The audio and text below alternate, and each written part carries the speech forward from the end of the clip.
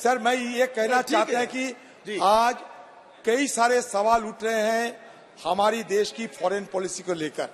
जैसे कि मान लीजिए कि मालदीव में चुनाव हुई, भारत को बाहर रखो, भारत को हटाओ, ये मुद्दे को लेकर चुनाव हुई और चुनाव में जो ये नारा लगाए थे उनको जीत हुई।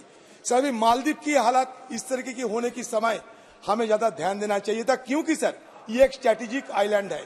मान लीजिए हमारे देश की एक गल्फ ऑफ एडेन, हरमुज, मालक्का स्टेट, ये सारे सी लेन ऑफ कम्युनिकेशन वहां से गुजरते हैं और चीन धीरे धीरे अपना कब्जा जमा रहे हैं।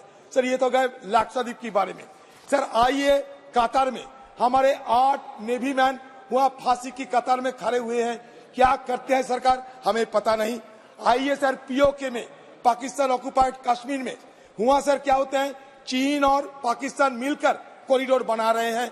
हम तो यहाँ कहते हैं पीओके छीन के लाएंगे, लेकिन वहां तो कॉरिडोर 3000 किलोमीटर की कॉरिडोर पीओके की सीना चीर के गुजारते हैं। हम देखते हैं कि कनाडा के साथ हमारा रिश्ता खराब होते हैं।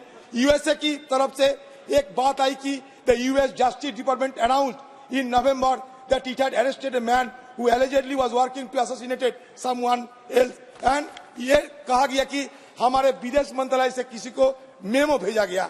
सर इसके साथ साथ आइए इजराइल पे, हमास पे हमारा रवैया क्या है वो भी हमें पता नहीं।